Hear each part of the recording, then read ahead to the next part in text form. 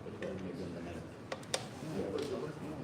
I can make site against the global CCS.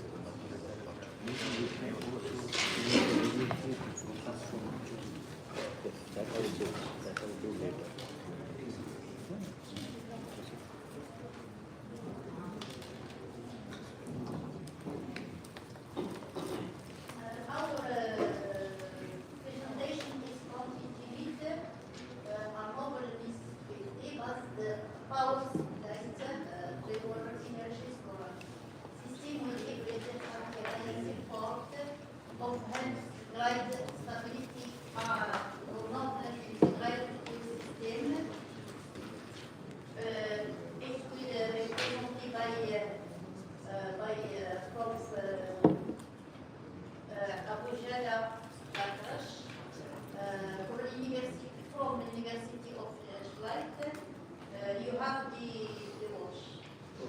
Hello guys, thank you so much for giving us this chance to present novel innovation that relate to University of Chipre. And today my name is Abu Lahash. Here I'm introducing a novel MCVT based power split flywheel energy storage system that provides both hybrid inertia support that contains virtual and rotating inertia for enhancing grid stability and renewable integrated power system. Executive summary. UK grid inertia has fallen 13% since 2010, with an increase with 35% of converted kilometer generated, which introduce sub-second frequency event that exceed the protection relay. No existing technology have simultaneously provide rotating inertia, fast active response and reduced converted rating. The solution. As we said, that the problem most of the renewables connected to the back-to-back converter, which introduces just virtual inertia and try to decline the rotating inertia. The solution here, we are introducing a novel MCVT flywheel energy storage system that provide both rotating and virtual inertia due to direct connective synchronous machine that have grid coupling and control the virtual inertia through reduced converted power to converter. The evidence the system was validated through stages, simulated model, speed code, hardware in the loop, and laboratory prototype test in the electric machine drive group at University of Chipre. Research team, my name is Abu Laharish, and my second supervisor is Professor Qais Atalla from University of Chipre. Presentation outline, we are introduced first the grid stability, technology gap analysis, proposed architectures, and the MCVT model and proposed flywheel analysis, simulation and validation, UK grid service complex with regard to the UK grid code, experimental result, and conclusion and impact. The problem, as we know that the converter generated that have the root cause of inertia scarcity, the European has increased its renewable sharing by 2003 up to 32 for renewable integrated power system, and the others are anticipating that the renewable share will be increased by 2050 up to 75%. Here, as we can see, I'm introducing here the difference between high inertia system and low inertia system. Most of the system that's connected to the renewable integrated power system is connected to the back-to-back converters, which has been introduced as low inertia system. And now, as we see the change of the rate of change between the high inertia system and low inertia system is different about the rate of change of the frequency. Technology gap, as we mentioned, no existing technology has addressed all the requirements. These are some of existing technology that have been implemented. The first one is AB surface condenser, and the flywheel has been implemented in Liverpool, which is called synchronous condenser. The second one is conventional flywheel system, which is implemented in New York.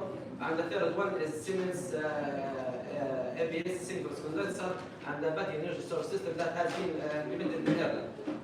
Here I've introduced the table that have the comparison of the technology.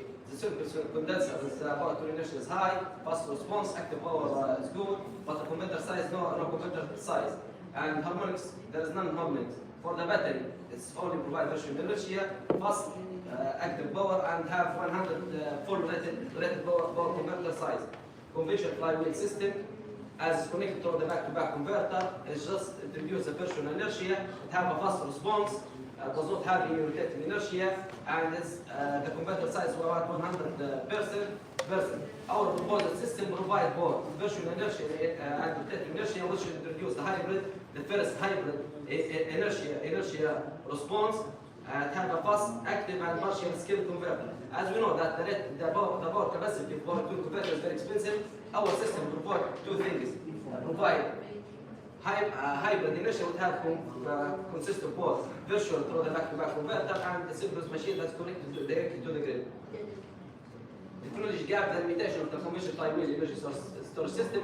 This is the normal or conventional flywheel energy storage system that implemented in all the research would have a flywheel synchronous machine that's connected to the back-to-back converter which needs about 100 rated power. If you assume that the flywheel have 2 megawatt system, the power converter need to have the rated power about 2 mega. Complete grid decoupling. The problem with this conventional flywheel system is that the full back-to-back converter is decoupled from the grid, which cannot provide rotating inertia, which just provide a virtual inertia. Another thing is 100 converter rating required, as I mentioned. The third is the virtual inertia, only no direct rotating inertia contribution. All the inertia is regulated by a converted control. Limited fault current capability through the, for example, have voltage or voltage stability, have a limited because it's connected to the back-to-back converter. Technology gap, why convert best virtual inertia cannot replace the rotating inertia? This is a comparison that compare between the rotating inertia and the virtual inertia. Rotating inertia through mechanical coupling, virtual inertia have a converter control demolition only just try to emulate the way of the inertia. Another one, the response time of the rotating inertia is microsecond. The response delay for the virtual inertia is 50 to 100 milliseconds. High volt current is about 3 to 5 BU. Limited volt current about 1 to 1.2 BU. Excellent rate of change response, fast and immediate because of rotating inertia. Poor rate of change of frequency due to the total intensity. As when we build the power to converter, we use some of the control like temperature control or direct control, which have introduced delay response. Independent of sensing and communication, it needs about dependent frequency and sensing and communication. Duration long and it needs by the primary to run it. Duration limited about the storage capacity of the energy storage system. Very poor steady state, excellent steady state rate response. Utilization of stored energy poor, utilization of stored energy excellent. No existing system that combine rotating inertia with the virtual inertia, therefore a fundamental new architectures or novel approach that need to be present. The proposed architecture, our novel system is a proposed novel flywheel system that consists of both. It consists of flywheel MCVT, which is the new technology that we have been implemented to give the splitting power between the direct connection of the synchronous machine and between the back-to-back converter. It has a splitting ratio from 0.1 to 0.3. Therefore, I can send the power of the flywheel up to 90% through the rotating inertia, which there is no harmonic injection. It's about just 10% that goes through the back-to-back converter, which reduce the harmonics, reduce the size and cost, and we combine both rotating and virtual inertia. Rotating inertia here, as I mentioned, is about 80%. For example, the exact ratio which have been used here is about 0.2. Virtual inertia is 20% of use power electron converter, MCVT power splitting, and triple validation. Here, the construction of the MCVT, of the novel MCVT, consists of stator winding, will be rotor, magnetic rotor. The stator winding is connected to the back-to-back converter. Magnetic rotor is connected to the flywheel rotor, and full piece rotor is connected to the one rotor synchronous machine.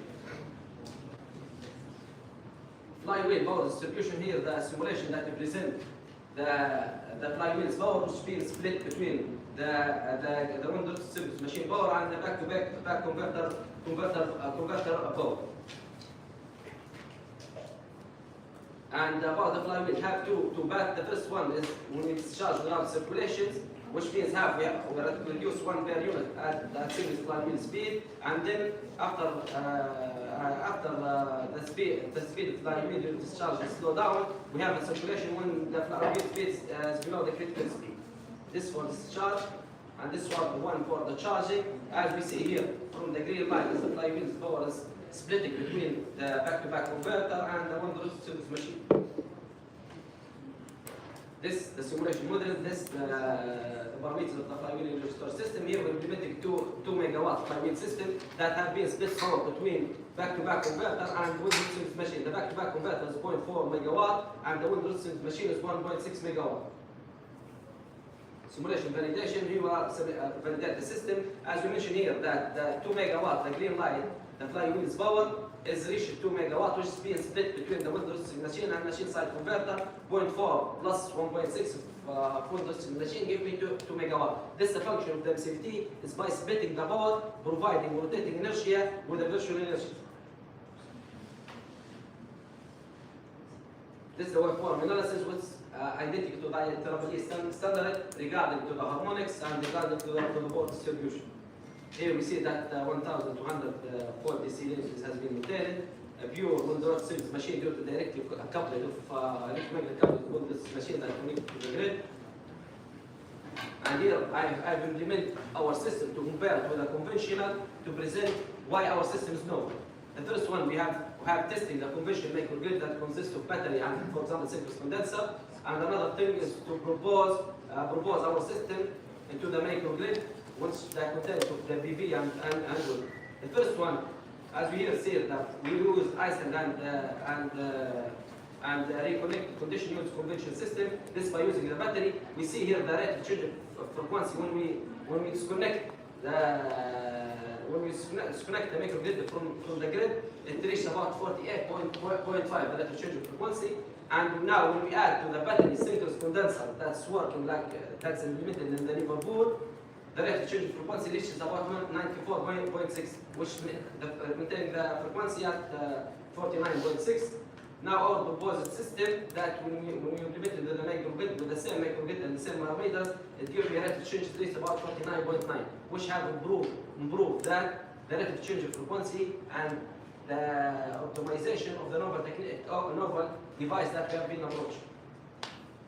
Experimental validation, this is our experimental validation with speed got up in the loop, 6.5 machine and chroma and Yokogawa watt to 3000 multiple drive. This is the experimental test rig that we have implemented at the University of Sheffield for testing our system, and this is our experimental validation. We have implemented partial skills which determine that the splitting power between the flywheel's power and between the machine and machine side converter and between the wind resisting machine power that's connected to the grid. This for charging and this one is for discharging. And this is for testing the frequency with the UK grid for dynamic containment, which we apply the frequency changes from 40.9 to 50, which give me at 49 discharging power 1 per unit, and at 50.5, which you use for charging 1 per unit maximum. The conclusion. Novel flywheel is a step change in grid scale inertia storage. This work has demonstrated for the first time first MCVT-based flywheel energy storage system that delivers both rotating inertia and virtual inertia, and is not available in any prior design. 80% reduction in grid scale converter from 2 megawatt into 400 kilowatt, which reduces significant capital cost reduction demonstrated. Simulation and hardware in the loop result confirming the national grid dynamic containment compliance. Laboratory prototype validate the control algorithm ready for megawatts scale technology transfer. Further back enable higher renewable penetrations that critical for UK grid net zero target by 2035. Lower liberalized cost, reduced capital cost phase battery energy storage or surface condenser, which improve grid service economics. Scalable application from megawatt to gigawatt with a modern MCVT design. No fundamental barrier to scale up. UK technology leadership, cheaper, evolved IV and leadership responsive energy storage system, industrial partition pathway open. This system has been now introduced to the UK government for implemented in the industrial side. Thank you so much for your attention and any questions.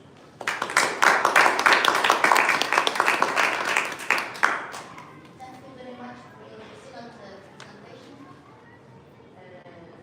Does anyone have a question for the presentation?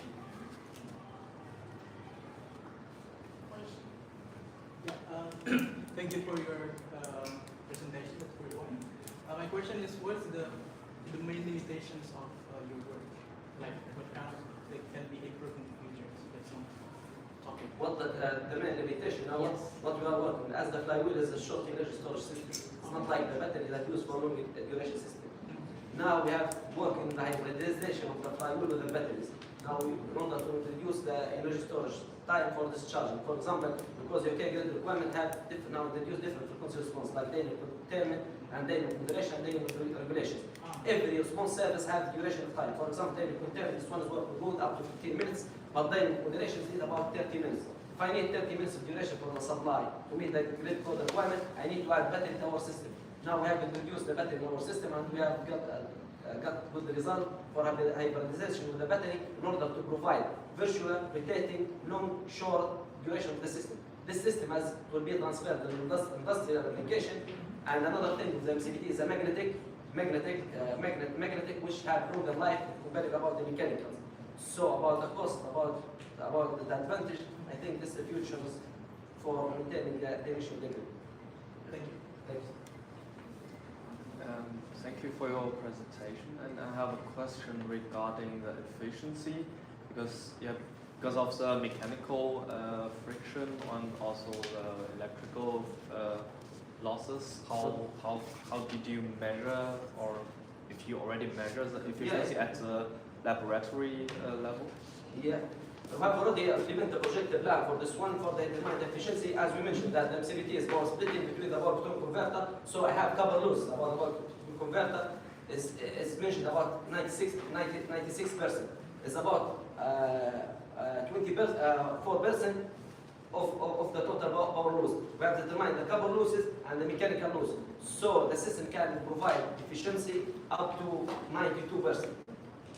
Okay, and how do you evaluate it if it is reached the megawatt scale level? How will it megawatt scale? Okay, I've already shown my experimental validation. We have implemented a small test rig, which is used in kilowatt system by using hardware in the loop and speed code, and use a physical test rig that I implemented in the University of Sheffield. It's just kilowatt, but my system I implemented 2 megawatt. I use per unit system in order to validate the system. Because when you change 2 megawatt to 1 per unit and the kilowatt and 1 per unit, then you can't make evaluation of your system. And that's why it gives us good result, and we have introduced to government, and now we try to scale up. About scale up, as I come from industrial experience from oil and gas industry, I'm not saying that when you go to megawatt will not face issues, because when you work with a small scale, it's different about larger scales. You know about the issues of, as mentioned, the friction, about the flywheels, about the charging and discharging, about the torque and the coupling, and too many things that will be faced. But up to now, for prior validation about the small scale up to kilowatt have been approved for the evaluation, for the efficiency, for the purpose of the system. But when we transfer to megawatt, I'm sure that we have some issues, and this is going to be solved, because this is the research. You start, you test, and you validate. Yeah, thank you.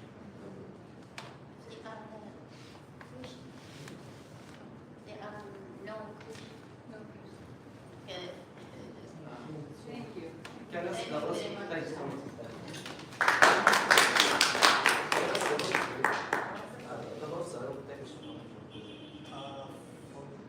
Yeah, exactly.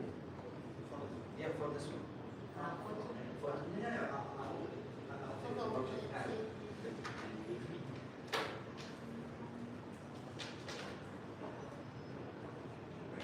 Thanks so much. Thank you.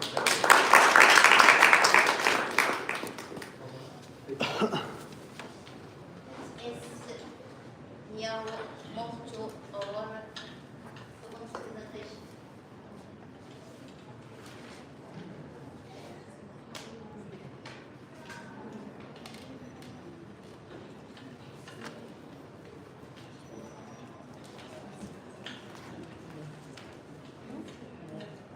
Yasir Ahmed. Yasir Ahmed. Absent. Breathe.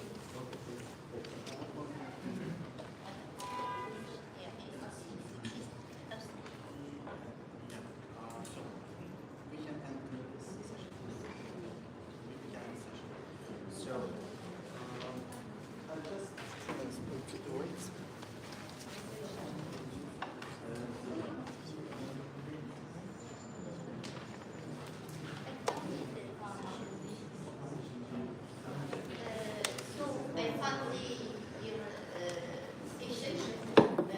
you very much for admission.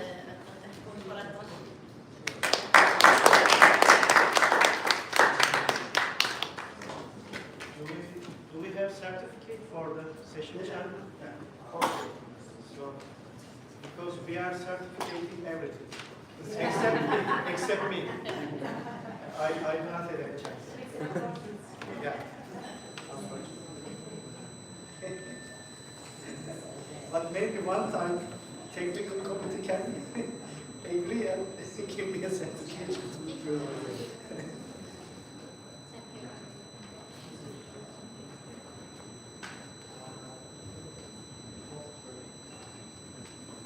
Emirhan, are you living?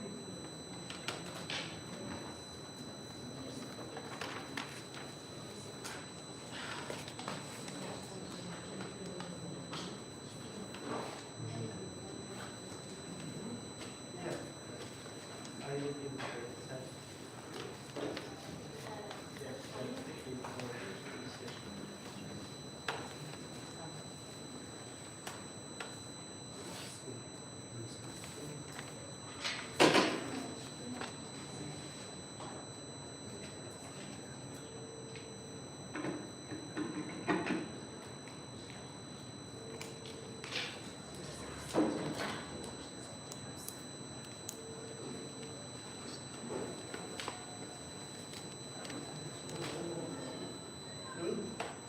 Need to raise your hand. Thank you.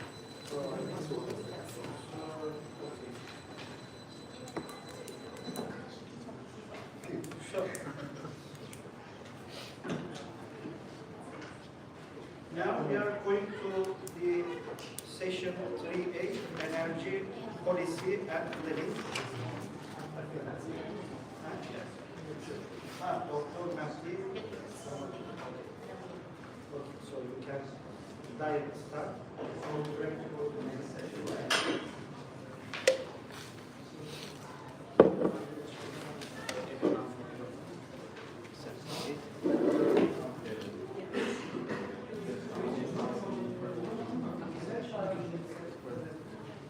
Thank you very much, everyone. So I think we need to start the next session, session that we had about energy policy and plan.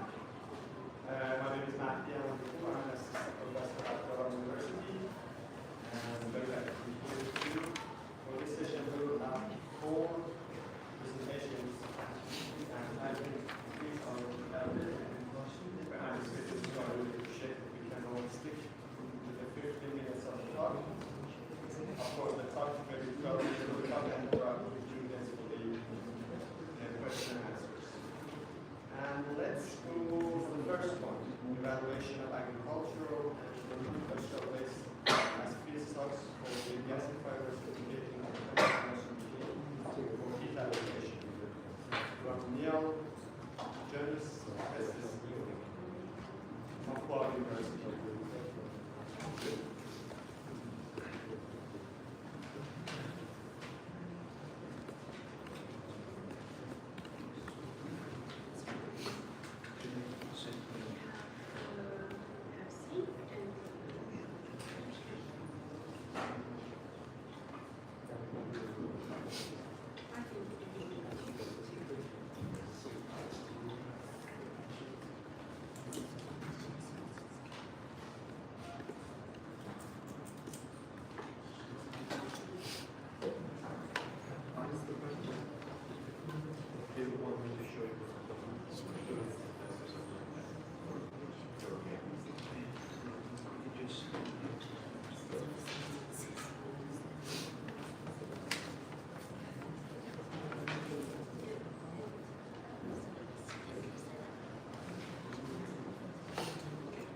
So, to our esteemed colleagues and our technical committee members, fellow researchers,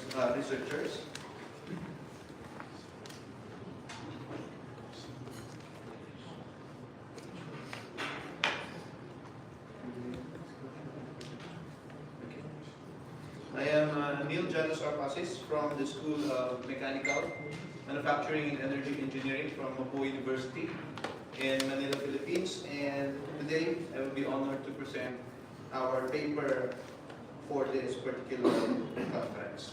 So the lack of transferable system-level understanding of how heterogeneous feedstocks influence the thermochemical performance in the centralized gasification systems is a critical gap in bioenergy research. Well,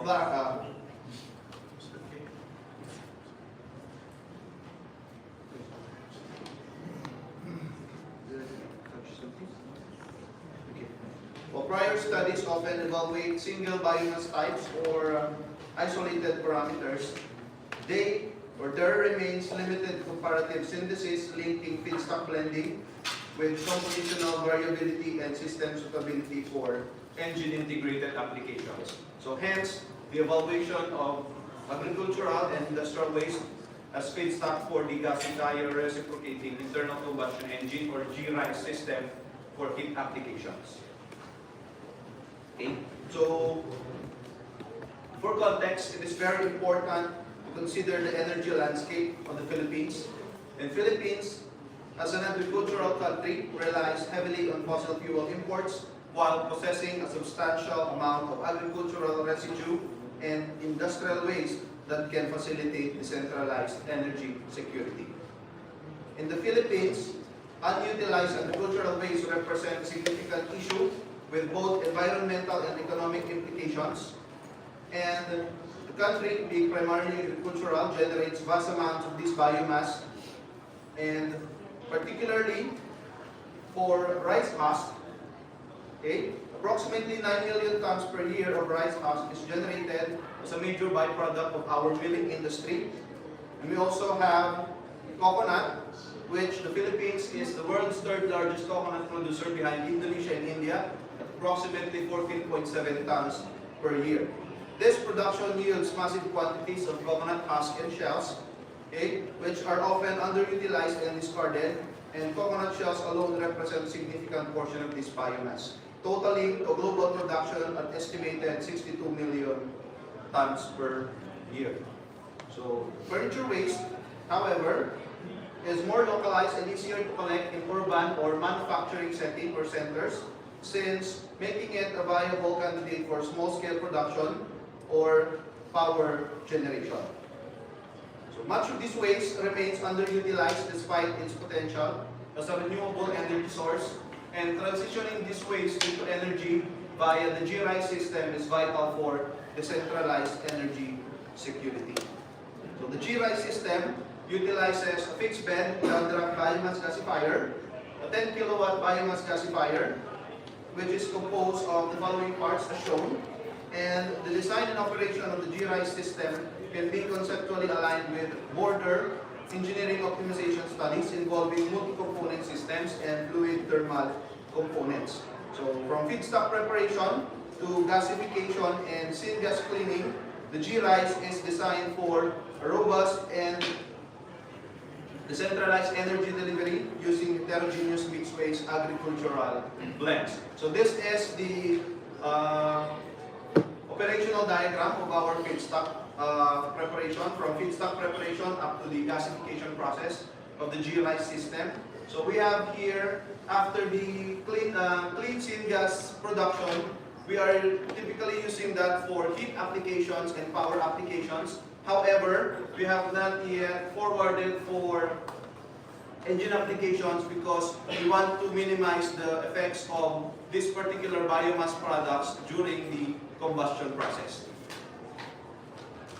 Okay, so the challenge for this particular system is the optimization of its long-term sustainability. So at the present, the GRICE uses rice husk as its main feedstock, and in the Philippines, rice or palay is a seasonal crop for us.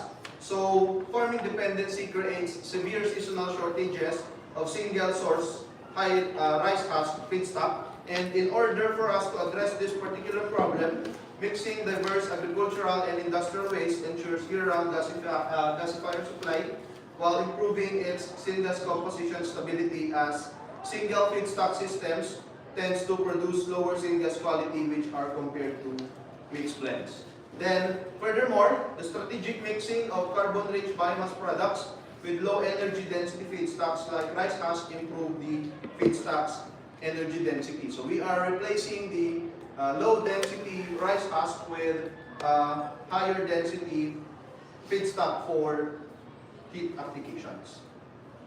So for the system level convergence, the next generation biomass analysis adopts a data-driven system optimization and multi-physics modeling, which the frameworks such as the shop-based interpretability and stack ensemble machine learning are increasingly valuable to predict complex thermodynamic properties of mixed fuel blends. So we are partnering the shop framework with our testings on the field to predict the final properties of the particular biomass. So while the integration of localized gasification microgrids aligns with the National Renewable Energy Transition Plan of the Philippines, the balancing special feedstock availability and thermal constraints mirrors the developments in localized EV charging grids and optimized urban energy planning. So to avoid the problem, which is the shortage in feedstock supply caused by seasonal farming, replacements for rice husk was explored through feedstock mixing, and on this particular table, I presented here 7 particular mixtures which were prepared at fixed ratios to optimize gasification performance with an emphasis on their thermal optimization focus. So we have here M1 or mixture 1 is the baseline low-grade agricultural residue control, which is pure rice husk, which is the current feedstock of our G-rice system, and then we have here M2 to M7, which are the different focus of this study. So for the proximate analysis findings, the proximate analysis was done with accordance to approved ASTM standards, and it shows here that the proximate analysis assessed the volatile matter, ash content, moisture content, and fixed carbon in the 7 samples which were presented, and these parameters dictate the combustion behavior and efficiency of the biomass. So the key findings of this one is at M3, or pure mixture of wood chips, it exhibited the highest volatile matter, which is approximately 80%, indicating high reactivity and rapid ignition, which is ideal for gasification startups. So M6 exhibited the highest fixed carbon content at 31.5%, which indicates a more stable and longer lasting heat release during the char burning stage. And lastly, M1 showed the highest ash content at exactly 18.38%, which potentially increases the risk of slugging in mechanical systems. This is the main reason why we do not use yet the rice husk as a feedstock when we try to use it for power applications, because once we try to connect the gasifier to an internal combustion system or with an internal combustion engine, the risk of slugging is typically high. So the piston and the other parts of the machine gets stuck up once the tar content from the gas produced by the rice husk goes into the internal combustion engine.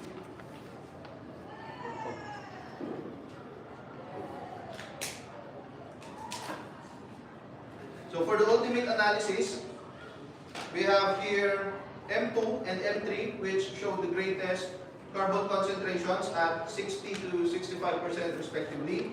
And this suggests that these are superior feedstocks for producing high energy density charcoal to maintain the energy concentration of the particular feedstock. The evident increase in carbon content from the raw state to the burnt state is a direct result of the devolatilization process, which correlates with the increased fixed carbon observed in the proximate analysis, confirming that the blending ratios are successfully optimized. So on the other hand, we have here the transformation of biomass into high-quality energy carriers is significantly characterized by the reduction of hydrogen content during the carbonization process. So the hydrogen content declined drastically during carbonization from 5.12 to 6.77% to value of 2.38% to 3.17%. So it is approximately 50% hydrogen reduction during the raw samples and the burn samples. So the systematic decrease of solid phase hydrogen reflects significant mass transfer of hydrogen in lighter fractions to the clean syngas phase. And for the GRI system in particular, this shift from raw hydrogen-rich matter to carbon-rich skeleton is the fundamental mechanism that allows for higher heating values and improved combustion stability observed in the particular blends. So the low nitrogen and zero sulfur observed for particular testings remain consistently low and were not detected. And these elements are critical indicators of the potential for atmospheric pollution, such as the nitrogen oxide and sulfur oxide emissions during thermochemical conversion. So the low nitrogen and near zero sulfur content further solidifies the move of the Philippines to achieve net zero energy in the near future through the use of your renewable energy. And then the low nitrogen levels and negligible sulfur content across all of the biomass blends of feedstocks suggest that these fuels can be utilized in the proposed mechanized production system with minimal environmental mitigation required for gaseous emissions. So for this particular feedstocks, we can ensure engine safety since there are minimal trace of sulfur presence, which blocks corrosive acid condensation on piston rings, cylinders, and manifold walls for our internal combustion engines.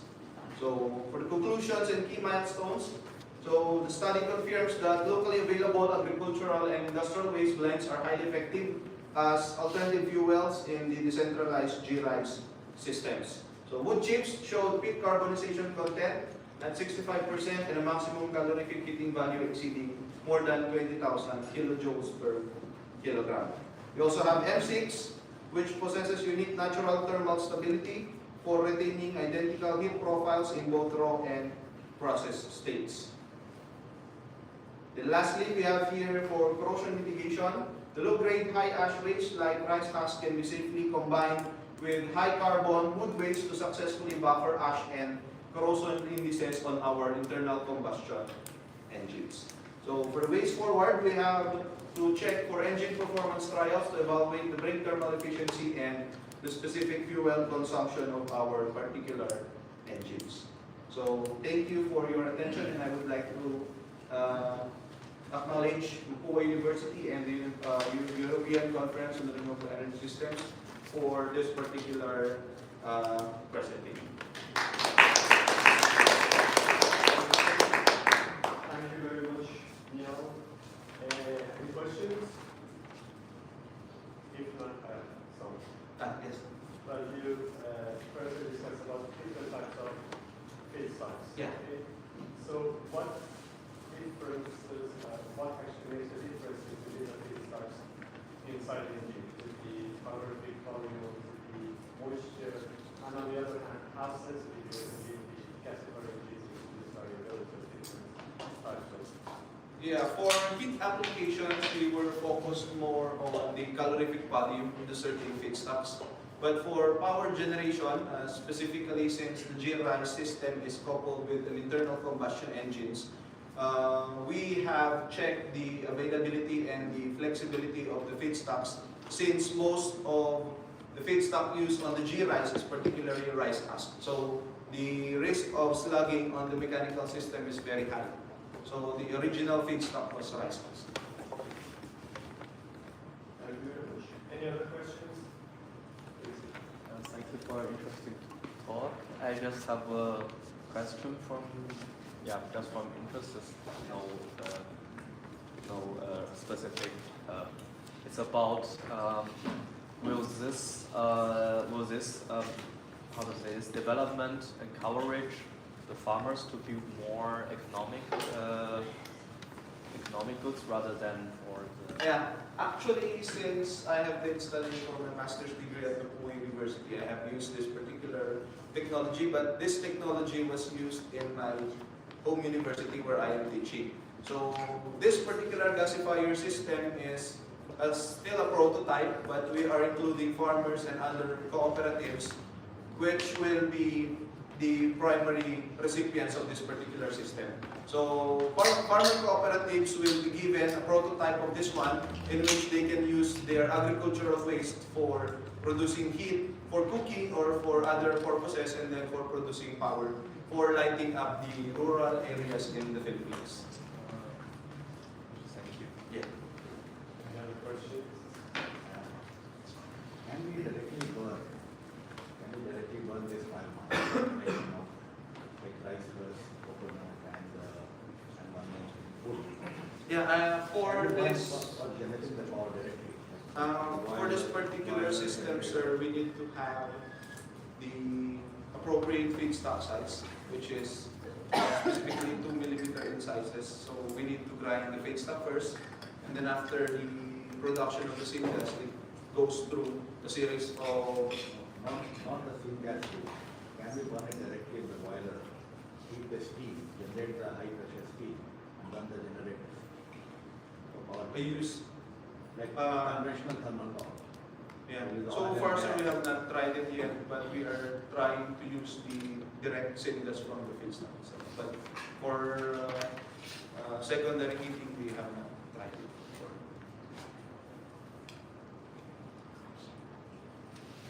Thank you very much.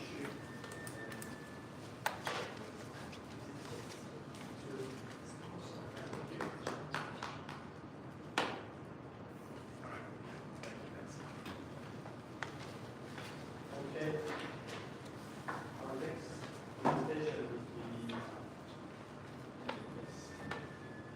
NCN level IoT architecture for sustainable green energy system in remote environments by Catherine from Casablanca.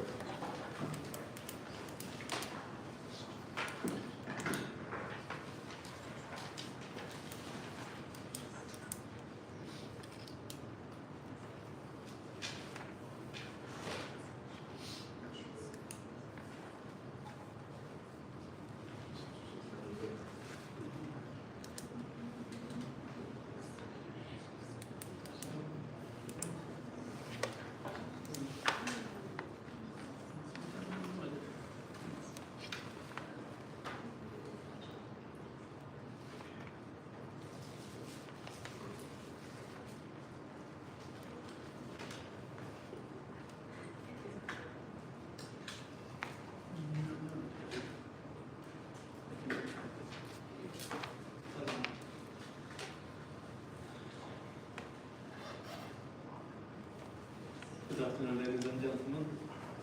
My name is Kahraman Zay, coming from Turkey.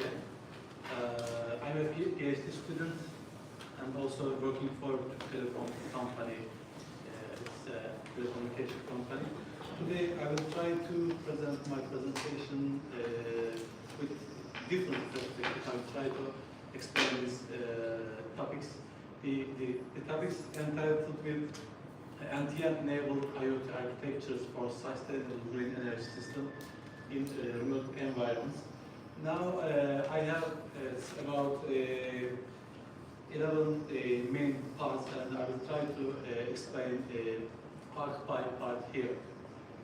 So the motivation is here, the green power is or renewable energies are often located in deserts and also offshore regions, mountains, and other geographically isolated areas. So this means that it's a little bit problem for the communication with these power plants. So at this point, in order to manage this distributed green energy facilities, we need to find a solution to communicate with the data, communicate with the main areas to this isolated areas. So NTN is a new technology for this communication areas.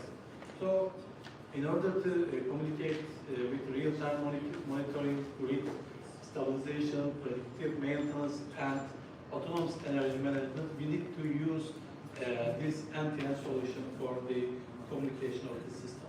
So, as you know, the green energy includes solar, wind, hydroelectric, geothermal, and bioenergy sources, and most probably they are alternatives to fossil fuels while supporting the sustainable and low carbon energy production. These energy systems play a crucial role in reducing the carbon emission and supporting the global sustainability, as we know. But many of these facilities operate in locations where communication coverage is limited or completely unavailable, or it's a little bit expensive. So at this point, we need to find a solution for this environment. So, we need a communication requirements for example, real-time monitoring. We need to observe continuous status of these plants. Also, if you have predictive maintenance, also we need to carry this solution for this environment. Also, autonomous operation. I mean, some of the remote facilities operate with minimal human intervention, so we can use this solution as well. Also, large-scale IoT connectivity, and if you try to monitor your network performance, also your plans and the other details, we need low latency, high reliability, and wide area coverage, and also stability of the feature expansions. And also grid stabilization is another communication requirement for our green energy power. So what is NTN? NTN is actually, it's an alternative solution for the terrestrial network. What is terrestrial network? Terrestrial network is the mobile technology, it's Wi-Fi technology, it's similar technologies like this type of technology. But in this position, NTN offers two different platforms for us. One of them is airborne platforms. It means balloons and other things. We call it hubs, and high altitude platforms and low altitude platforms, and air to ground systems. Another is spaceport platforms. These are satellites, and we will focus on this satellites. According to their altitudes, we separate it into three different categories. One of them is low Earth orbit, another is medium Earth orbit, and the last one is the geostationary Earth orbit. So these are our two different categories for the NTN platforms. It's also standardized by the 3GPP partnership. 3GPP is the global standards family for the mobile telecommunication system, and they started to develop this solution with the release 17, and it's introduced for support the NB-IoT and LTE over satellite network. It's defined here the minimum system requirements. After that, they released release 19, 18, and 19, and they extend all capabilities, and also they strengthen their integration between terrestrial network and non-terrestrial network with the release 19. If you evaluate the overall impact of this solution, so we can say that NTN technology enables IoT connectivity in the remote and unserved regions where the general communication, terrestrial cellular infrastructure is not available, or it's a little bit expensive for the companies. So, as I said before, we will focus on the satellite part, and here is the three different types of satellites. So their name is coming from their altitudes actually, because here the categories of their features. We can say that geosatellites operates at approximately more than 35,000 kilometers from the Earth, and it provides very large coverage areas, but it's very far away from the world, so they suffer from the very high latency, and also the latency is exceeding about the more than 500 milliseconds. So it's a problem for the real-time communications or transferring the data to central areas. So also the video satellites offers the balance between the coverage and latency, but we will focus on here again here the LEO satellites. I mean the so it's near to Earth, so it means that the coverage is also the latency is lower than 100 milliseconds. So it means that achieving latency values, so we can use these satellites for the real-time communication and real-time application. Also, it's a critical factor. You know, the latency is a critical factor.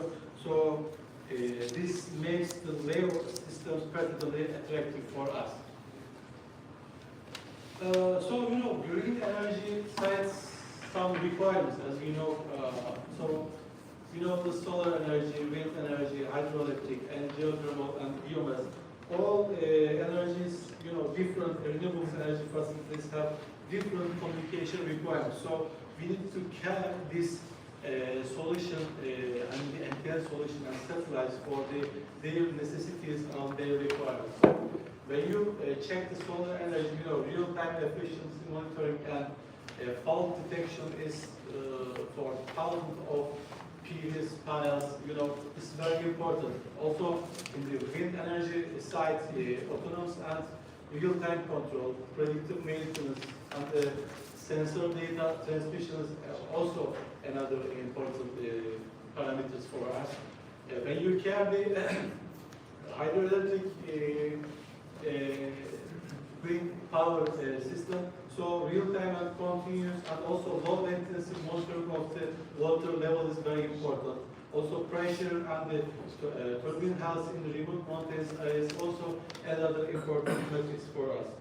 So also geothermal is continuous transmission of the critical subsurface temperature and the pressure parameters to central management system is also crucial for us.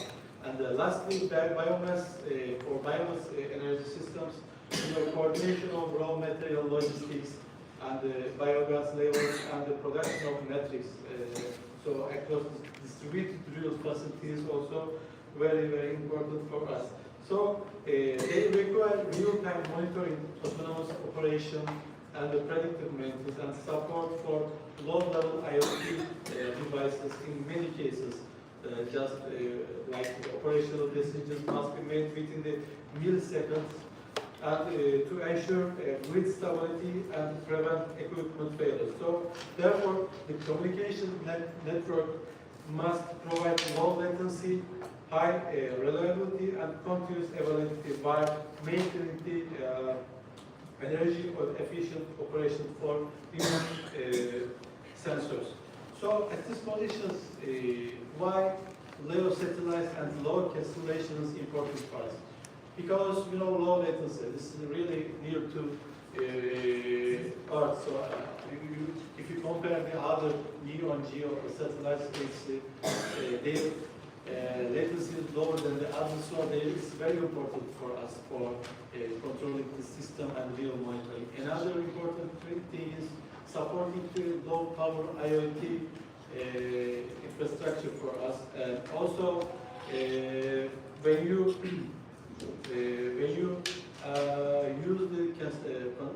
constellation satellites, you will have a continuous visibility of the all power plants. So this is also another important case for us. And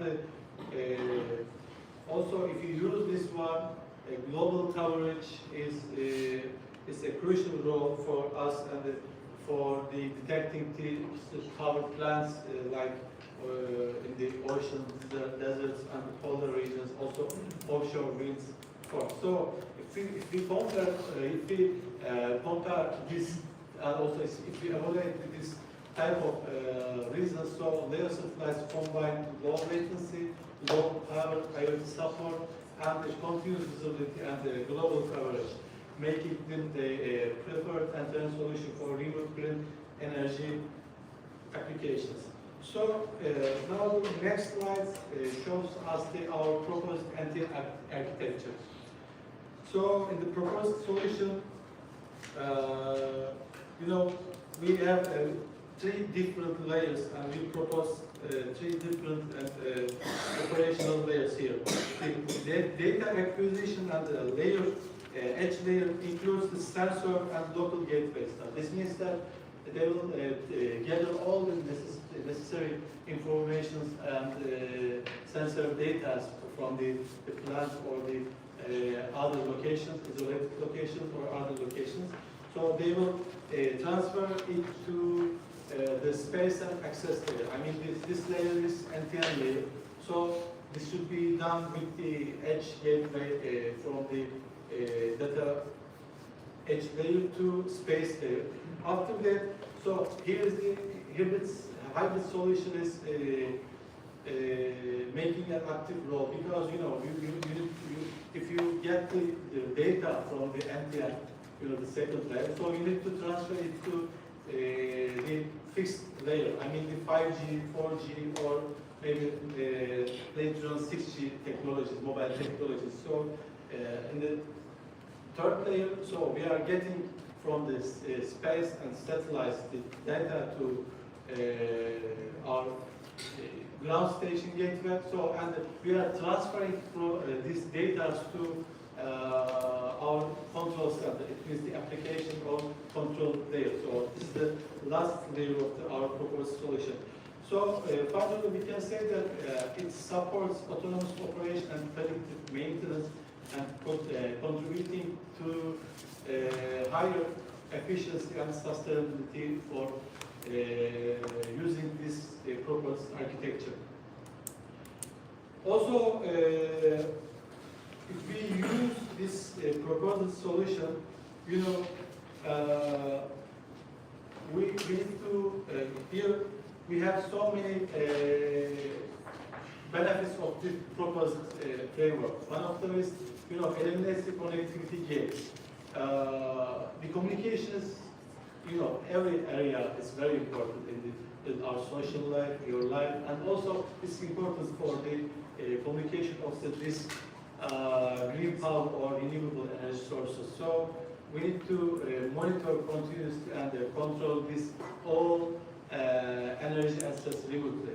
Another is enhance the infrastructure resilience. Some of the areas has natural disaster risk, and also network outages and other criteria for us. So if we use the hybrid solution, that's just supporting the end-to-end solution, we can improve the reliability of the critical energy operations, and it's very important also. Another is reduce the operational costs. Some of the areas, also offshore areas or the deserts, so you need to, it's not really easy to infrastructure your mobile network or other network solutions. So here the satellites can active roles to reduce operational costs. And also another proposed benefit is enables the smart and autonomous operation, as we talked before previous slides, and also promotes the sustainability. It means that it improves the operational efficiency for the renewable energy systems, and also supports the long-term sustainable energy management. So, of course, we have challenges. It's not ready, fully ready to implement this solution. So, the LEO satellites is fasting, running fast around the world. So it has some disadvantages about in their side. So we have new challenges for that.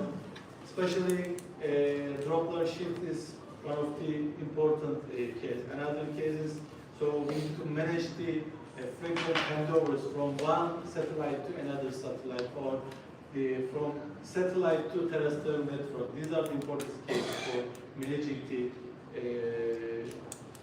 these challenges. Also, some energy constraints for IoT devices. Also, integration to 6G mobile ecosystem is another challenges for us. But at the end of the day, future research maybe should investigate the AI-based mobility management, not mobility management, but also the handover management is important for us. Also, inter-satellite links and also deeper integration with the 6G mobile architectures to further improve reliability and reduce the latency. So we need to care all these challenges for the future researches and the implementations. So that's all for me. Thank you very much for your patience. Also, thanks to my company, Telecom, for their support for me.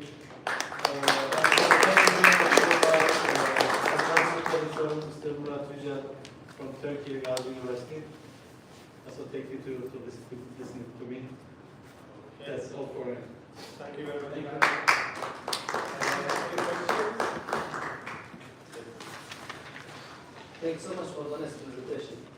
And about the IoT for improving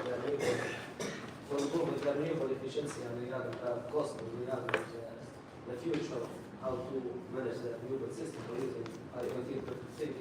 As you mentioned, there are too many challenges, like for example, like the cyber security, like the cost, like how to, because you mentioned about the data acquisition system. For example, if you are going to monitor and controlling the data, you need huge data loggers or logging the data, and this is all of it is as a complex thing. What's the simplest thing that you mentioned that, for example, that I could use IoT for one part of the system? For example, it's used for domestic for home, but not used for fields or for companies or whatever. If I'm going to use IoT, what's the best application that used for domestic application? It's not international. As you mentioned, that there are still challenges and there are too many research. And also the informative condition for transferring the data is also fixed or not fixed. So, for example, I'm going to run the renewables for producing electricity, and I'm going to, for example, one of the fields and have, for example, winds or wherever that will be interrupt the signal. This will cause a problem for me, because this one will trigger one of the protection system, will be blackout, for example, the oil wells, for example. So, what's your idea? Yes, you are definitely right. As I said, it's a new technology, so we have so many new challenges for the IoT and also, especially for the antenna side. So it actually depends on the which plant or which renewable energy or which data you will transfer or which plants you need to infrastructure to this solution. For example, if you have real-time monitoring, maybe we can consider different type of solution for with IoT, or maybe we can support it with mobile technology, or you can support IoT with the LoRaWAN, this different type of technologies. If you have a data transfer with the, crucial data transfer, it's important. For example, maybe it's a critical or it's a military, I don't know, something like that. So, but the easiest way is it's actually, how to say, it changes for your aim. How can I say?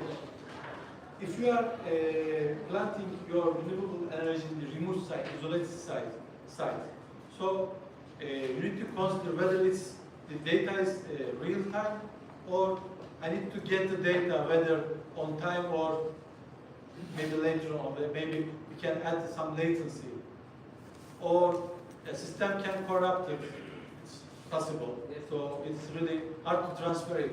So maybe you can support it with the mobile service if it is important.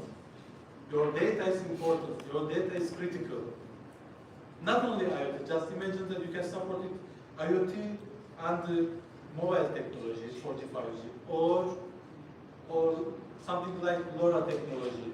It's possible, but it depends on your aim. Can I give you just one part? Because I have one of my friends who work in the Airbus for the real-time monitoring data. Because as you mentioned, the wireless is still is not affected because what you use, they use the lab view. You can use integration of the software like lab view for monitoring the data. So it's used for the control system bypass. If this one for the IP is being replaced for the lab view, this will be succeed. Yeah. Excellent. Okay, done. Any question? Thank you very much. Thanks so much. I think there is more question. Yeah. No, it's just a quick one. You mentioned the satellites. Just wanted to ask you, is this to some extent can be linked with this space-based solar power, which is getting on the agenda now regarding decarbonization, to put the in space and then wirelessly transport power to the Earth and then move into electricity. Yeah, so I missed the first side of the question. Because you've done the satellites. I just want to ask you, is this to some extent linked Yeah. with space-based solar power? Yeah. You mean the power of space or Space-based solar power. space-based solar power? This is now, there is a kind of big interest in this area. And it's 1,000 kilometers away from Earth, and then get the solar wirelessly transporting to Earth. Actually, the system is based on the the satellites has also a gateway modem, and like a modem, and it's getting the power. As I showed in my slides, the layer one. In the layer one, we have sensors and also gateway. This gateway is the NTN gateway. It means that it takes data and it makes a communication with the satellites. So when he covers this modem to satellites, it's sending the data and Sure. it's also taking this. Maybe useful to have this on the As far agenda as I in the understand, future. only for the communication about the data and also smart energy systems. For the communication cases he mentions about, Yeah. but not covers the, as you say, not covers Yeah, to transport. for the solar. This work is based on the communication actually. As I Sure. said before, it's the different perspective of the green power regulations. Yeah. Thank you so much. Or just to have that in mind potentially. Okay. Will be relevant. Hot topic. Any other questions? Thank you very much.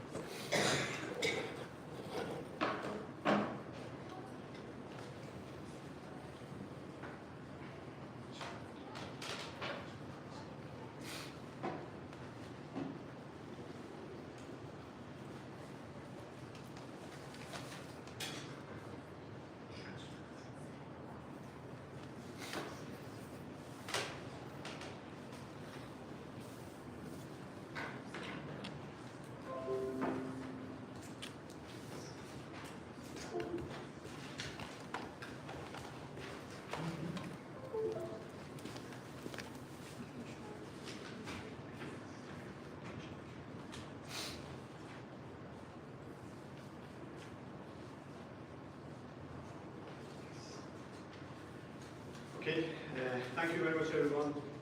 The next presentation will be from my side, and this is the system level modeling and economic assessment of micromesh and seawater electrolysis for hydrogen production. I am Mahdi, I'm an assistant professor at Durham University, and just talking a brief about what we are working on the project and the different layers of this project. This is a part of a RIGI project, which is actually Research England Hydrogen Innovation Project, which is a program funded by UKRI for 4 years, around £12 million, which the aim is actually expanding and developing the hydrogen economy on Tees Valley and northeast of the UK. And about this project, as the name is clear, we're working on some kind of new type of electrolyzer which uses the nickel micromeshes for hydrogen production, green hydrogen production from seawater. And the main point here is that for this project we've had different board packages. We've had the experimental part for synthesizing the electrodes and coating them on these types of micromeshes.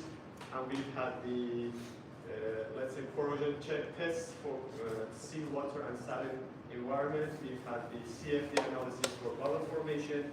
And finally, in this section, we have tried to combine all of these parts in the same model. So we can see that all these separate experimental parts, which are viable, do they really fit into a whole balance of plant for an electrolyzer model or not? Well, talking about why using the seawater electrolysis and what's missing here, we can think of three main factors as the motivation for this work. First of all, is that green hydrogen is central to industrial decarbonization, and using the electrolysis power, mostly by using the green power and renewable power, will bring us to a net zero carbon, which actually using the, let's say, green power or renewable power will produce almost no carbon footprint for hydrogen production. On the other hand, alkaline electrolyzers still remain one of the most mature and low-cost and developed types of electrolyzers. This is the first motivation. On the other hand, thinking about the price and cost of the hydrogen, which is the main issue here, electricity here would be the main dominant factor, not the water, because the electrolysis is energy intensive. So the main point is how we can move around the cost of the electricity and how we can reduce the cost of electricity. And on the other hand, we can increase the amount of hydrogen which is produced. And finally, thinking about using the seawater instead of fresh water or, let's say, purified water is one of the main concerns, because many areas, many countries have this problem for this fresh water or purified water. They do not have access to fresh water, or on the other hand, they need to use costly methods, for example, the reverse osmosis to produce fresh water for electrolysis. So using the seawater instead of the fresh water is one of the other motivations. On the other hand, the main gap which exists in this project for the modeling side, not the experimental side, is first the modelings and the models mostly use the electrolyzer as a black box. The cell as a black box inside the whole balance of plant, the whole plant. So most of the models do not have any, we do not have any idea of what's happening inside. So we try to use the kind of modeling, and as I will explain later, we use the Aspen software to model the cell. On the other hand, the techno-economic analysis for seawater electrolysis, it hasn't been done widely yet, so we try to actually fill these two gaps. Well, talking about the ECRES, the micromesh structured seawater electrolysis. What we've done here in this project is a kind of novel technology. We have used a new type of micromesh support for coating the electrode inside the electrolyzer cell. So what happens here, we try to provide a kind of zero gap alkaline electrolyzer. As you can see in the actual electrolyzers, there would be a barrier between two layers of electrodes. What we've done here is using these micromeshes and coated these electrodes on top of these micromeshes, and then reduce the gap between the separator and these two electrodes. So what happens is first, the open mesh geometry increases the active area and electrolyte access at electrode surface, which finally enhances the mass transport inside the cell. On the other hand, the zero gap configuration shortens the ionic path and cutting the resistance through the cell. So by reducing this gap, we are trying to reduce the resistance, which finally reduces the ohmic losses. And finally, by using these micromeshes, which actually have the diamond shape, we try to improve the detachment of the gases, because these hydrogen, when they are produced inside the cell, they will produce the dead zones. So we are trying to get rid of these bubbles as soon as possible. So this type of architecture using these meshes will help us to detach the bubbles and reduce the dead zones for these electrolyzers.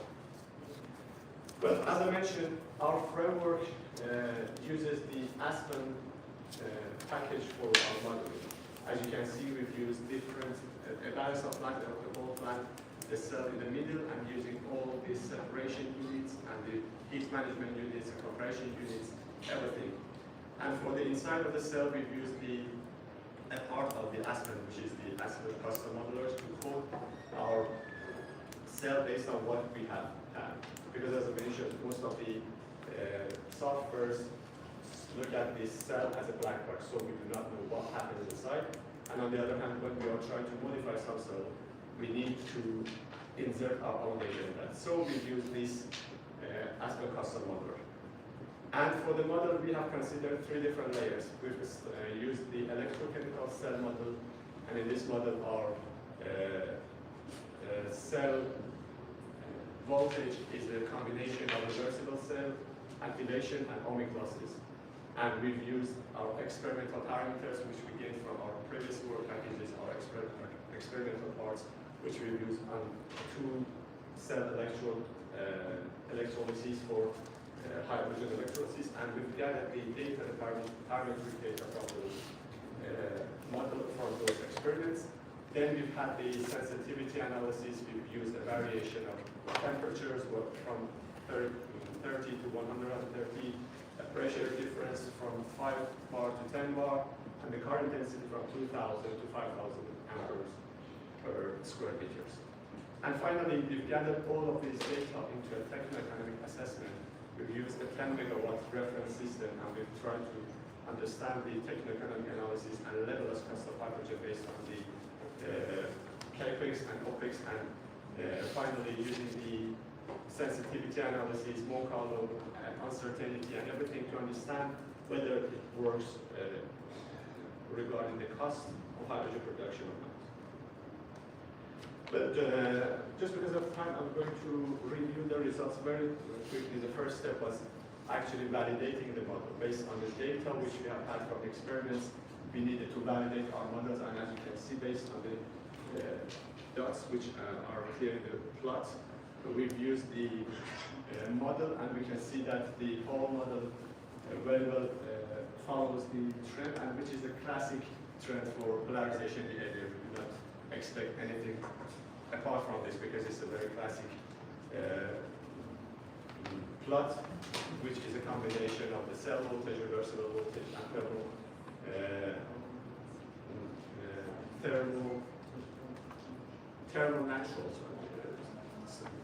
thermodynamic voltage. Sorry. And you can see 3 different regimes at the low regime, mid regime, and high regime. In every regime, some of the parameters are the dominant. For the lower current density, we have the activation regime, which is the dominant part. For the ohmic regime, for the mid current density around 2,000 to 4,000, we have the ohmic regime, which is the dominant. And at the high current density, the mass transport and bubble formation and bubble removal will be the main dominant factor. But just talking about some of the parameters which we've done the sensitivity analysis. For example, we've used temperature differences for different electrolysis temperatures from 330 to 130. I'll just use some of the data here from 80, I guess, to 130. And as you can see, as we increase the temperature, we are reducing the required voltage, which is a benefit for us. For example, if you see the 4,000 current density, the amount of voltage which is saved is around 40 millivolts, which is a huge amount for an industrial scale. And the overall result from this image is that the cheapest way to increase the efficiency in our architecture is actually increasing the temperature in the area which is acceptable to us by increasing the temperature and actually inserting the heat into the system, we can reduce the voltage and finally we can reduce the cost of hydrogen. But the other point is about pressure. When we think about the pressure and look at the trend of pressure, it shows that in the area which we work for our electrolyzer, which is between 5 bar to 10 bar, there's no meaningful difference between increasing or reducing the pressure. You can see that by increasing the pressure, there is a small amount of voltage increase, but on the other hand, as we need the hydrogen to be compressed and be high pressure hydrogen, the point is we can go for a little higher bar. We can accept a higher amount of increasing the pressure because at the next step we don't need necessarily to increase the pressure that much.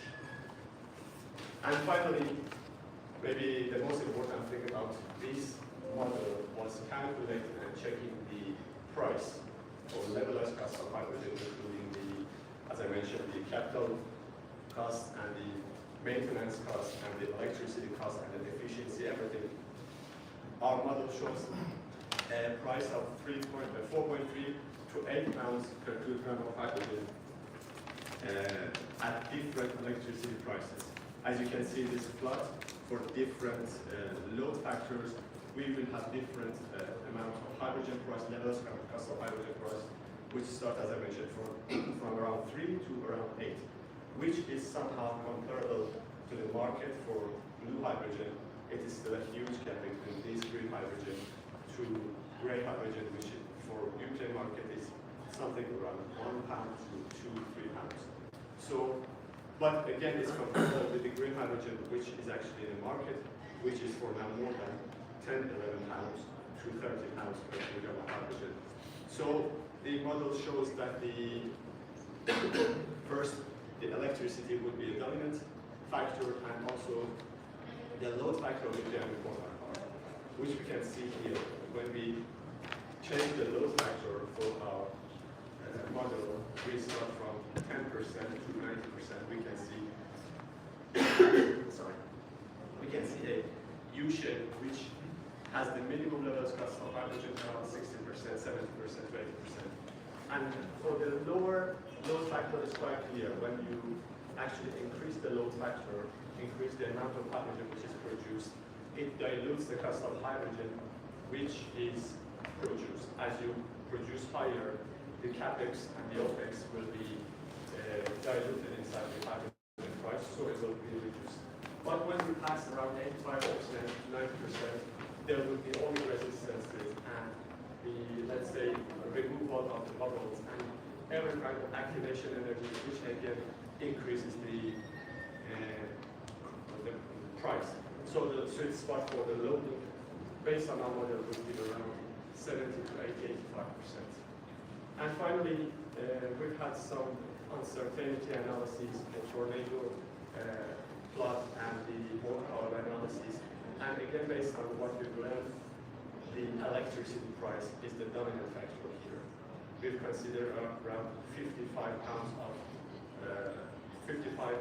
per kilowatt hour based on the average UK market, but it shows that the dominant factor for reducing the cost of hydrogen would be the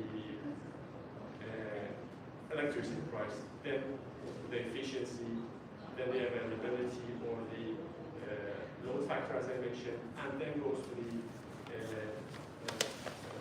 maintenance and discounts and any kind of incentives would be the last maybe factor. Well, just to conclude, we have had 4 different aspects or angles for this model. First, this was a validated model, an ASCO plus model which reduces experimental polarization behavior, which is a reliable design tool for us, which is a kind of novelty in this context. On the other hand, temperature matters. We can increase the temperature in the area, but pressure does not matter that much. But it's better to increase the pressure as much as we can, because at the end we'll need the hydrogen to be compressed. And the levelized cost of hydrogen based on our model has been between 4.3 to 8 pounds per kilogram of hydrogen, which is quite a good data. and number, not still comparable to the gray one, but comparable to the green hydrogen market. And finally, considering the sweet spot for the load factor of these, it's better we go for around 70 to 85% of load to have the lowest price for hydrogen. Okay, thank you very much.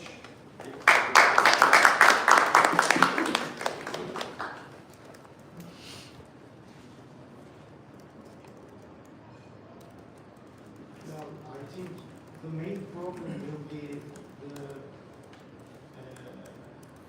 the seawater is not, I mean, it's combined lots of dirty, outcomes and so on. How can you filter it? Do you have any, workflow for that, or what do you think? Well, the main issue for seawater, apart from everything, the cost is the corrosion.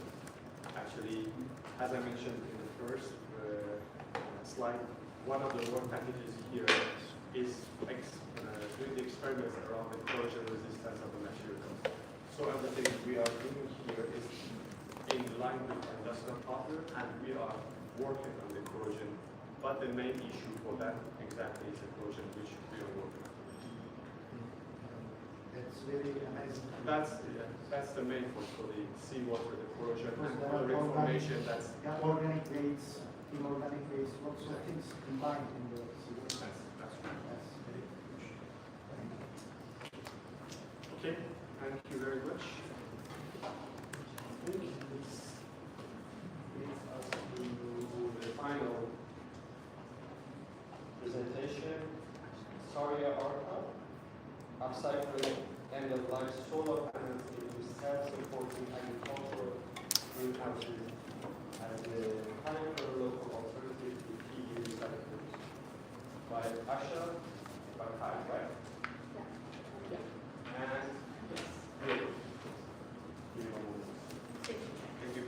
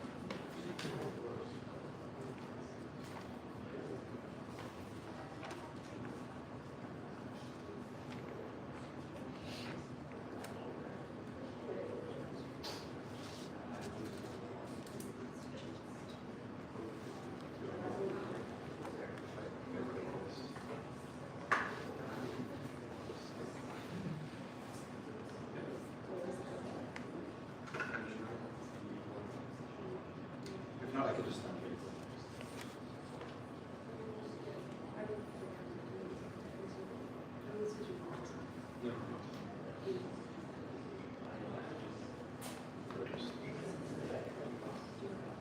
Yeah.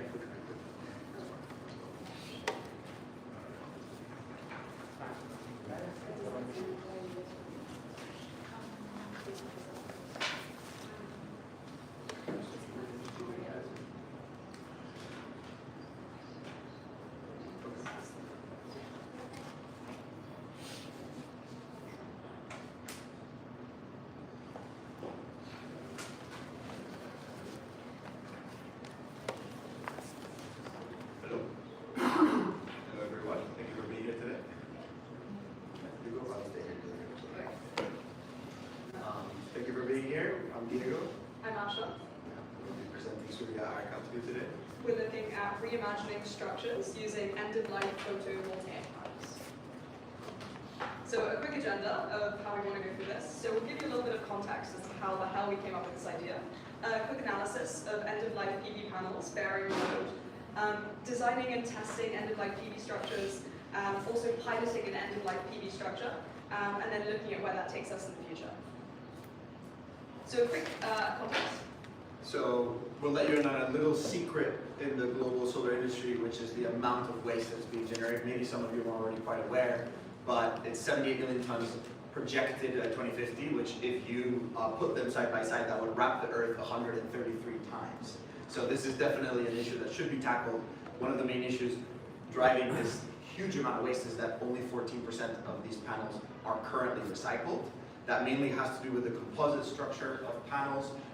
There's quite a lot of elements to it. Obviously that, from a mechanical and a chemical standpoint, is very chemically intensive, a lot of very energy intensive process, which just makes it economically unfeasible to recover many of these components, although they are individually valuable.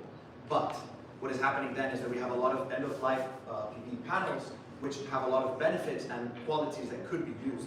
They will have 10 to 30 years of actual operability. They stand at least 80%, 70 to 80% efficiency use, extremely cheap individually as components.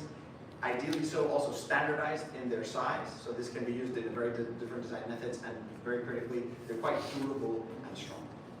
So having looked at the PV structure, you can see that end-of-life PVs, they have untapped structural utility. And that's primarily because of the reinforced glass that is used in PV panels and the strong aluminium frame. So if we look at literature on specifically using PV panels in a load-bearing capacity, it hasn't really existed. But there's been 2 pilots that have explored the capacity of end-of-life PV panels potentially being used in structural contexts. The first is end-of-life BIPV, so building integrated PV panel structures, and that was done in India, where a structure was put together with end-of-life panels. And then also looking at agrivoltaics. So this is where agriculture is combined with PV panels, and end-of-life PV panels are essentially used to shade crops, while also generating residual amounts of energy. So we kind of took a lot of that literature, and also the fact that PV panels haven't been explored in a load-bearing capacity to understand, can that be possible? So can they be used in a load-bearing capacity? Can it also meet industry standards if we were to design, test, and pilot an end-of-life PV structure itself in context? And then finally, can it meet user requirements? Is it actually genuinely useful to explore this concept? So a quick analysis of end-of-life PV panels being load-bearing. So it's been done a lot in terms of looking at PV panels as a beam, but it's not been used in the context of looking at PV panels as columns, so using Euler-column buckling physics. So what we looked at here is, can they take compressive in-plane loading? So specifically, we started with just FEA analysis, hundreds and hundreds of different panels and FEA analysis on that, and some basic kind of averages of critical buckling loads, critical stress, allowable stress in specific contexts. And the averages showed that potentially they could safely be load-bearing, but there's definitely kind of a top-end ceiling there. So we looked at other structural requirements that were needed if we were to design with PV panels. And we looked at sources like IEC, and we knew that there would have to be a safety factor if we were going to use them, essentially as bricks in a way. So a little bit more also on the context of why we would be using it in this way. So we had to hone in. This is a global issue, but we need to hone in on location. So we looked at India as a potential use case, mainly because there's a massive projection. The solar industry is exploding. So there's a huge amount of use of panels, but there's currently zero recycling going on. There's no infrastructure for it. And also from a legislative standpoint, there's a lot of access to these panels because they're currently being told to just store them, do nothing with them for the next decade. And then knowing that there's a huge opportunity of panels, where could the reuse of them have the most impact in this location? We started looking at agriculture. We spoke a little bit about agrivoltaics. In India, so you know, out of the 150 million farmers, 85% are small or marginal, and 65% of these lose more money than they make. So we saw that there could be huge impact in just a small way of helping this user group. And as is being seen in India, climate stress is one of the main regions where this is happening. So there's great programs and initiatives to help generate greenhouses and agrivoltaic systems for these farmers to help, as it's been shown that this is one of the best used sort of applications to help with climate stress. And then honing even more locally, we looked at Karnataka because it is projected to have the most amount of PV waste in the next few decades. And on top, it's where the government is also seeing that the impact of greenhouse development would help farmers the most. So we collaborated with IISc in Bangalore and with Varanasi Farms at a farm in Karnataka as well to provide this pilot. So let's have a look quickly at the design of this potential pilot end-of-life PV structure. So we looked at polytunnels, which are traditionally used in Karnataka, and also looked at agrivoltaics, but they obviously have their pros and cons. Agrivoltaics are very high cost, but they also have low carbon power, they provide high shade for plants that grow underneath them. But then we also have polytunnels, which are super low cost, they're also obviously impermeable as well. How can we kind of bring these two concepts together and potentially create a polytunnel, but out of end-of-life PVs? So we did some basic arch maths to understand if this is even possible. Some key insights that a foundation would definitely be needed to withstand horizontal thrust. We also looked at meeting structural design requirements, so some brief FEA of many different iterations of what a polytunnel could look like in a PV structure.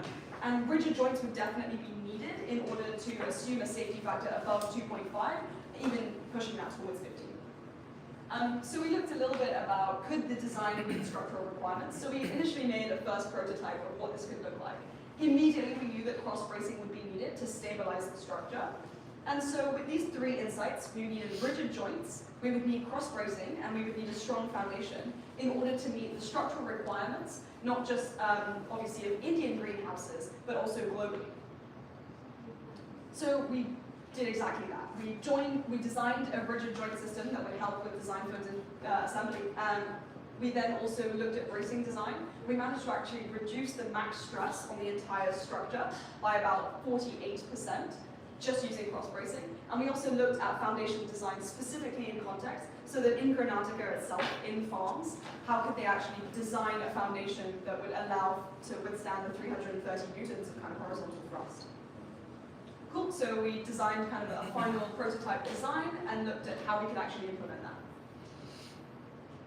Quickly looking at the testing itself, we'll go into results later because I'm conscious of time. But if you look at the code of practice for greenhouses, structurally speaking, there are certain loads that you need to test that a structure can withstand. One of those is looking at irrigation installation loads, and then also crop loads themselves. And also we can do this through numerical analysis and FEA, but also we can do this on site with the pilot itself. So we did exactly that. We had 2 load cases that simulated both of these conditions and understood if it could pass with a safety factor of 2.5. So we analyzed joint displacement at each joint, and we wanted to essentially understand how the physical model compared with the numerical model. So we did this in the 2 load conditions. So the results specifically for load case 1, we looked at the numerical model in FEA, and then the physical model that we actually had in site. And we wanted to understand how well it could be modeled and predicted to understand if it could meet the structural requirements. So the deformation shape was generally modeled very well. However, the max joint displacement and the stresses themselves were almost 2.5 times greater in the actual physical model. So this caused some concern, but we wanted to understand how we could mitigate that, or if it could still meet the structural requirements. So greenhouse standard, it did pass both the irrigation installation load and the crop load, specifically for the code of practice for greenhouses globally. And then we also wanted to understand not just if it could pass structural requirements, but if it could pass user requirements. Yes, and so user requirements, as you can imagine, are in one end also meant by sort of a code of codes that we needed to meet, but especially by the Varanasi team themselves. What did they want to use this this kind of greenhouse for? In their case, they chose cocoa plants and as a nursery, as the best use case for what they are developing, but also given the possibilities of the design. This has obviously effects on operability, sunlight, and but then this is what the user would require, and then also the electrical requirements. But there's also elements of, like, because we're talking here about end-of-life PV panels and reusing structures, assembly, disassembly, and then obviously cost if we're talking about having impact. All of these needed to be thought of. So here you can see what the final nursery looked like on site in the farm. And we did quite a lot of analysis on direct solar radiation, specifically looking at how much cocoa plants would require. This helped to determine the right orientation on the site, ideal orientation for during the seasonality, as well as the size requirements on operability, ensuring the farmers could safely access and operate within the height requirements, which required an elevation of our foundation. We as well obviously thought about assembly and disassembly, because if this would work well, the farms should be able to assemble this on their own, or a local team which would have to do so with ready available tools. So obviously the tool set and the steps was very carefully considered and planned out with all the required elements that you might need and all the different components, as well as looking with volunteer feedback, but what we also timed ourselves, how many experts and volunteers would require to build such a structure. Finally, and next to that is the disassembly of the unit, right? It would be really ridiculous for us to talk about reuse of solar panels, but what if somebody no longer wants to keep using this nursery? What happens to the solar panels? We made sure that we tested disassembly time and tested the operability of the panels after disassembly to ensure that there's panel integrity preserved in case they would want to be used for the next thing. Water tightness, this was something that we did not consider maybe to the same capacity. This was learned on site due to how heavy monsoons are in the region. We thought that a minimum amount of water tightness was required, but these plants are quite sensitive, the ones that we chose in the end. Therefore here, there's some learnings on the design that was done as we operated. And the actual energy supply, so it was a bit unnecessary for us to make all to choose panels that all could generate electricity. So we designed it with only 4 working panels, and the rest were used only structurally, so they did not generate any power. All of these were factory rejects. We tested the panels for efficiency, and ultimately to showcase that these were working indeed, apart from the analytical access that we could see of how degraded these panels were electrically. We actually did a setup with 2 batteries, a charge controller, and a switchboard, and a water pump, all of which we left at the site in the farm, and they were able to operate a 350 watt, 24 volt water pump, which drew water from another location into a higher height at the site. And finally, the cost side, as we said, because it's all about reducing costs, hopefully have an impact on small and marginal farmers. We compared it to a similar polytunnel and in the region, which are already quite low cost, as Asha mentioned, and agrivoltaic structures, and we were able to reduce it by over half, over 56% cost reduction. And this is a bit of a summary on these. As you can see, given the requirements from the users, but also the requirements from our analysis, we passed, but except for the water tightness, which was something we did not preempt so well. So really quickly on the past, present, and future. So we understand that there are several limitations with our work, and we're excited to hear your questions on those limitations themselves. Obviously, this was a very context-specific test. We also didn't manage to compare the life cycle assessment of this specific arch and agrivoltaic structures in context. We also wanted to look at long-term structural durability. So this was almost a year ago now. We've actually pulled them up and understand what long-term structural stability looks like and how many years a structure like this could stand under cyclical environmental loading. And then also obviously looking at end-of-life PV panel degradation. If any of you here know anything about PV panels, we understand that degradation is a huge problem, but what does it specifically look like in a load-bearing capacity?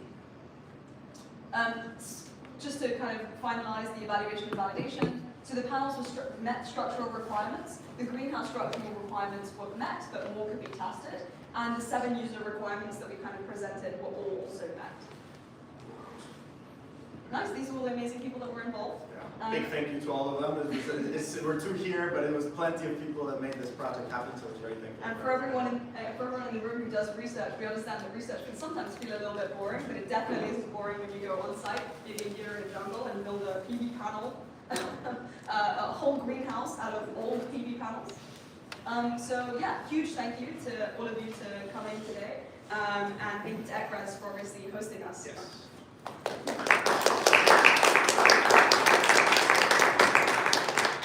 Thank you very much, Asha and Diego.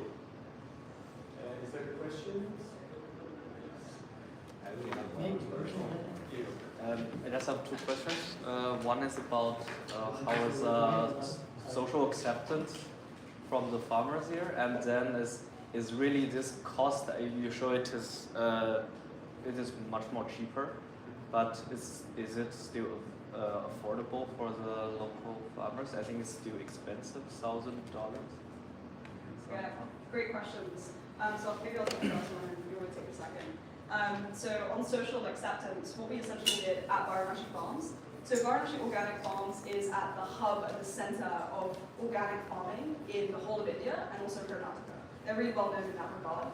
they actually ran like a conference of all local farmers in the area and specifically talked to them about Suryarka and the project itself. We also got in contact with many of them. There was a lot of demand for obviously solar generated power and also demand for polytunnels, which are already extremely expensive in the area because they are kind of imported from the US. So first of all, in terms of social acceptance, initially there was definitely a barrier to entry, but after showing kind of cost reductions, meeting user requirements, also showing that the actual cacao plants themselves that grew in the polytunnel grew very successfully, I think was huge because everything, obviously for farmers, is about the return on their investment for their crops. And if they can grow crops at the exact same capacity as before, if not better, with the new shade arrangements from solar panels, but also generate all of the electricity needs to water and irrigate those cacao plants with solar panels rather than taking from the energy grid, it's saving them money long term over time, while also meeting their requirements. And to answer your other point, which is true, like percentage reduction won't help at all if the capital expenditure is too high, which is something that when we were talking at the beginning, the government is looking at here. So when we look at the idea is that there's government projects that help to basically spread out the cost of these structures. Even a typical polytunnel can be too expensive for certain farmers. So and there's why you have projects like KT and others that help to do the better financing of these systems. And so we are in conversations and have been with the CEW and others to how could this design and this component be one in a conversation that helps to be distributed. But obviously you are right that it's not, if you want to tackle the most impoverished or people who are most challenged due to this climate stress situation, they would need a sort of organization alongside or a cooperative to help with that purchase. And it looked like the Indian government is subsidizing solar panel energy for small and marginal farmers in India already. So there was a potential to essentially subsidize the entire structure for specifically this user group. So what are the crops you have identified? Sorry? Crops for growing underneath. Yeah, What so have you identified? there were 3 main crops that worked really well for essentially variable sunlight. Because solar panels, as you guys know, don't actually allow much sunlight through them, but the polytunnel section of the structure does. So we looked at cacao plants, we looked at areca nuts specifically, and we also looked at nutmeg saplings. And also, context, the only plants that grow quite well in harsh shade, really, without sunlight, are saplings, or essentially nursery plants. So what we ended up calling this is obviously a cacao nursery, because it's specifically from week 1 saplings to kind of week 10 saplings, which can then be planted in the wild. As of now, you are seeing the nursery application as a major. Exactly. Okay. And then Any studies on the indoor-energetic way? Which is like Yeah, more great. farming driven? Yeah, it's true. So absolutely right. It's like the region is so critical to this, and that's why we had to focus on somewhere. Because if we try to talk about a design that is internationally applicable, there's such minuteness. So we were quite focused on this kind of climate. But there would need to have some design changes. Maybe the distance between the arches, as you see here, that was optimized for the location and the amount of light that the plant was chosen for. But the design is hopefully made in a way that you can maybe increase the amount of sunlight they receive, reduce, depending on how much shading the crop and the region would have. Well, I'll have some more discussion offline. Sounds great. Well, actually the line, I mean, the horizontal line at the bottom gets lower sunlight. And the upper parts get much more higher sunlight and in the frame of, intensity, sunlight intensity.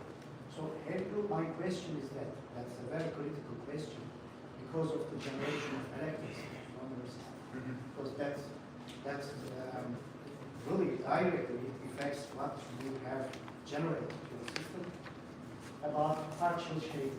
Yes.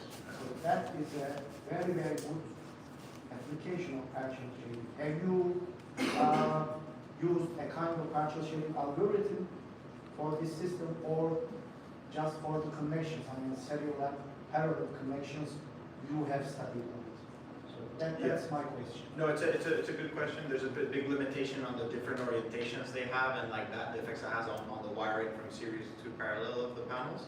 if I'm getting correct, but that's kind of where you're heading at with this. Like the position of the panels depend on like light. Yeah, exactly. But it's true that there's a limitation because in order to, for example, we needed 24 volts power, so we're wiring 2 of the panels in series, and they're going to have different orientations. So throughout the day, that's going to have big effects on the efficiency. We wanted to optimize this as much as possible, and there's still more work that could be done on this regard for sure. So this can be an next. Yes, exactly. How can we do that better? But we kept it at like saying, well, and we're reusing panels that were to be thrown anyway, so even like an inefficient system is still improvable, but there's a lot of work that could be done. And just for context on this one as well, the bottom panels in the arch, you can see the ones that are the lowest. You're right, they have really bad like daily light index. They hardly got any light, right? So those panels specifically, like these panels, were actually used in a non-solar generating capacity and only for a structural load bearing capacity. But you can see that the 4 panels up top in green, they were used in terms of energy generation. So what can definitely be used in the future is understanding how to calculate that for other structures in different contexts. Nice one. Thank you very much.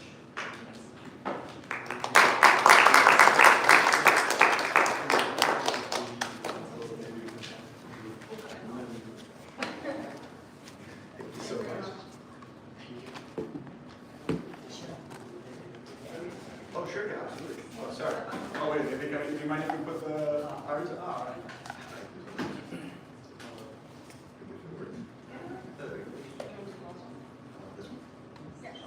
Or the last one. There we go.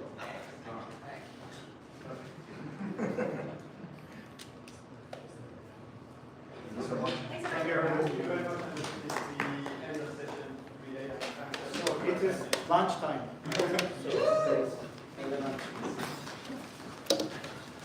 Lunch is in the bag, so you can stay here or go and explore.